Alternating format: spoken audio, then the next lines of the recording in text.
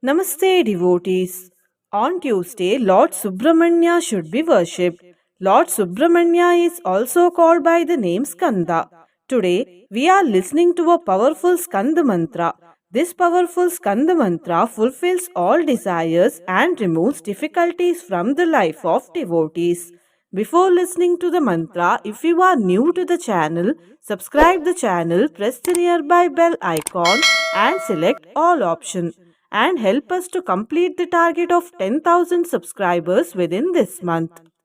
सर्वान् कामानिह प्राप्य सेदि सन्ति स्कन्दपुरं व्रजेत् सर्वान् कामानिह प्राप्य सेदि सन्ति स्कन्दपुरं व्रजेत् सर्वान् कामानिह प्राप्य सेदि सन्ति स्कन्दपुरं व्रजेत् सर्वान् कामानिह प्राप्य सेदि सन्ति स्कन्दपुरं व्रजेत् सर्वान् कामानिह प्राप्य सेदि सन्ति स्कन्दपुरं व्रजेत् सर्वान् कामानिह प्राप्य सेदि सन्ति स्कन्दपुरं व्रजेत् सर्वान् कामानिह प्राप्य सेदि सन्ति स्कन्दपुरं व्रजेत् सर्वान् कामानिह प्राप्य सेदि सन्ति स्कन्दपुरं व्रजेत् सर्वान् कामानिह प्राप्य सेदि सन्ति स्कन्दपुरं व्रजेत् सर्वान् कामानिह प्राप्य सेदि सन्ति स्कन्दपुरं व्रजेत् सर्वान् कामानिह प्राप्य सेदि सन्ति स्कन्दपुरं व्रजेत् सर्वान् कामानिह प्राप्य सेदि सन्ति स्कन्दपुरं व्रजेत् सर्वान् कामानिह प्राप्य सेदि सन्ति स्कन्दपुरं व्रजेत् सर्वान् कामानिह प्राप्य सेदि सन्ति स्कन्दपुरं व्रजेत् सर्वान् कामानिह प्राप्य सेदि सन्ति स्कन्दपुरं व्रजेत् सर्वान् कामानिह प्राप्य सेदि सन्ति स्कन्दपुरं व्रजेत् सर्वान् कामानिह प्राप्य सेदि सन्ति स्कन्दपुरं व्रजेत् सर्वान् कामानिह प्राप्य सेदि सन्ति स्कन्दपुरं व्रजेत् सर्वान् कामानिह प्राप्य सेदि सन्ति स्कन्दपुरं व्रजेत् सर्वान् कामानिह प्राप्य सेदि सन्ति स्कन्दपुरं व्रजेत् सर्वान् कामानिह प्राप्य सेदि सन्ति स्कन्दपुरं व्रजेत् सर्वान् कामानिह प्राप्य सेदि सन्ति स्कन्दपुरं व्रजेत् सर्वान् कामानिह प्राप्य सेदि सन्ति स्कन्दपुरं व्रजेत् सर्वान् कामानिह प्राप्य सेदि सन्ति स्कन्दपुरं व्रजेत् सर्वान् कामानिह प्राप्य सेदि सन्ति स्कन्दपुरं व्रजेत् सर्वान् कामानिह प्राप्य सेदि सन्ति स्कन्दपुरं व्रजेत् सर्वान् कामानिह प्राप्य सेदि सन्ति स्कन्दपुरं व्रजेत् सर्वान् कामानिह प्राप्य सेदि सन्ति स्कन्दपुरं व्रजेत् सर्वान् कामानिह प्राप्य सेदि सन्ति स्कन्दपुरं व्रजेत् सर्वान् कामानिह प्राप्य सेदि सन्ति स्कन्दपुरं व्रजेत् सर्वान् कामानिह प्राप्य सेदि सन्ति स्कन्दपुरं व्रजेत् सर्वान् कामानिह प्राप्य सेदि सन्ति स्कन्दपुरं व्रजेत् सर्वान् कामानिह प्राप्य सेदि सन्ति स्कन्दपुरं व्रजेत् सर्वान् कामानिह प्राप्य सेदि सन्ति स्कन्दपुरं व्रजेत् सर्वान् कामानिह प्राप्य सेदि सन्ति स्कन्दपुरं व्रजेत् सर्वान् कामानिह प्राप्य सेदि सन्ति स्कन्दपुरं व्रजेत् सर्वान् कामानिह प्राप्य सेदि सन्ति स्कन्दपुरं व्रजेत् सर्वान् कामानिह प्राप्य सेदि सन्ति स्कन्दपुरं व्रजेत् सर्वान् कामानिह प्राप्य सेदि सन्ति स्कन्दपुरं व्रजेत् सर्वान् कामानिह प्राप्य सेदि सन्ति स्कन्दपुरं व्रजेत् सर्वान् कामानिह प्राप्य सेदि सन्ति स्कन्दपुरं व्रजेत् सर्वान् कामानिह प्राप्य सेदि सन्ति स्कन्दपुरं व्रजेत् सर्वान् कामानिह प्राप्य सेदि सन्ति स्कन्दपुरं व्रजेत्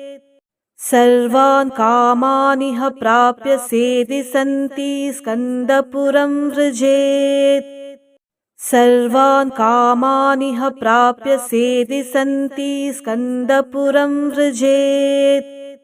सर्वान् कामानिह प्राप्य सेदि सन्ति स्कन्दपुरं व्रजेत् सर्वान् कामानिह प्राप्य सेदि सन्ति स्कन्दपुरं व्रजेत् सर्वान् कामानिह प्राप्य सेदि सन्ति स्कन्दपुरं व्रजेत् सर्वान् कामानिह प्राप्य सेदि सन्ति स्कन्दपुरं व्रजेत् सर्वान् कामानिह प्राप्य सेदि सन्ति स्कन्दपुरं व्रजेत् सर्वान् कामानिह प्राप्य सेदि सन्ति स्कन्दपुरं व्रजेत् सर्वान् कामानिह प्राप्य सेदि सन्ति स्कन्दपुरं व्रजेत् सर्वान् कामानिह प्राप्य सेदि सन्ति स्कन्दपुरं व्रजेत् सर्वान् कामानिह प्राप्य सेदि सन्ति स्कन्दपुरं व्रजेत् सर्वान् कामानिह प्राप्य सेदि सन्ति स्कन्दपुरं व्रजेत् सर्वान् कामानिह प्राप्य सेदि सन्ति स्कन्दपुरं व्रजेत् सर्वान् कामानिह प्राप्य सेदि सन्ति स्कन्दपुरं व्रजेत् सर्वान् कामानिह प्राप्य सेदि सन्ति स्कन्दपुरं व्रजेत् सर्वान् कामानिह प्राप्य सेदि सन्ति स्कन्दपुरं व्रजेत् सर्वान् कामानिह प्राप्य सेदि सन्ति स्कन्दपुरं व्रजेत् सर्वान् कामानिह प्राप्य सेदि सन्ति स्कन्दपुरं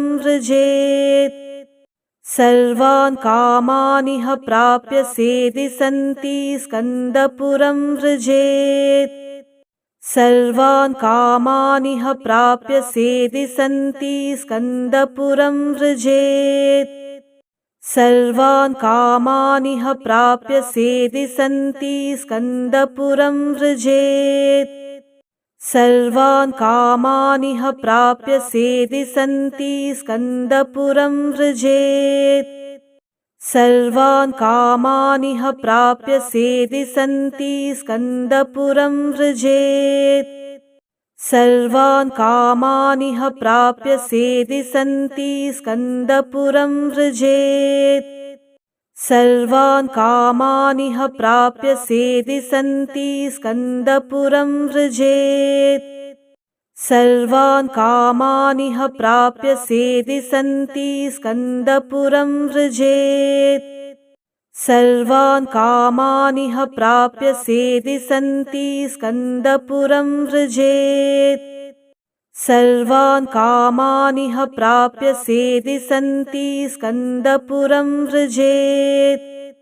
सर्वान् कामानिह प्राप्य सेदि सन्ति स्कन्दपुरं व्रजेत्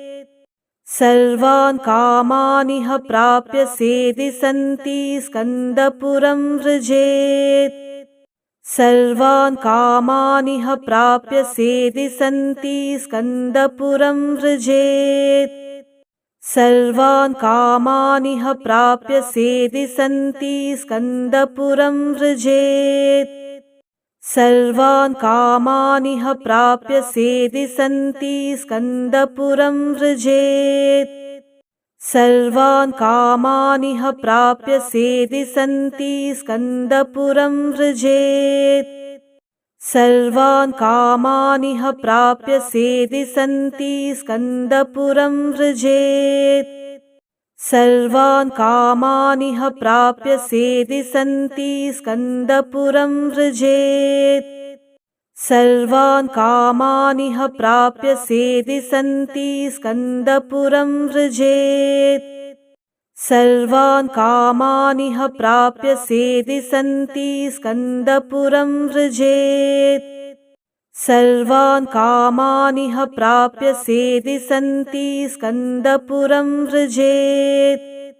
सर्वान् कामानिह प्राप्य सेदि सन्ति स्कन्दपुरं व्रजेत्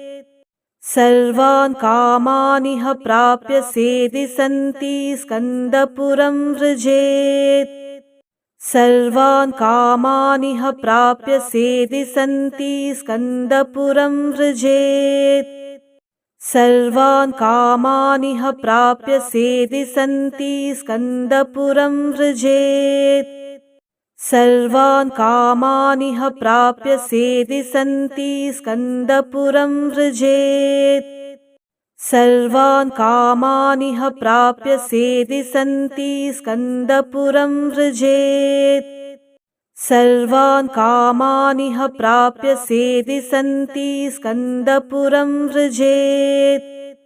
सर्वान् कामानिह प्राप्य सेदि सन्ति स्कन्दपुरं व्रजेत्